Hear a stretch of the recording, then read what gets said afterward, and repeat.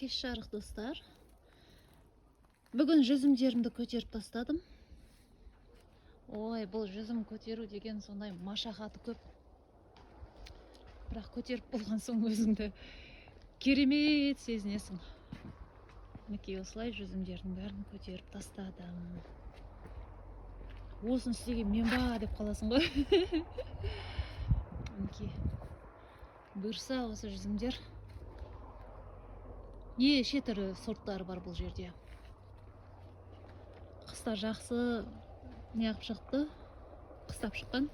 Оны мынадан білуге болады. Көрдіңіздер ма? Бүршігі андай ісіп уже жапырақ атуға дайын тұр да. Енді бұны ертең неғып шығу керек.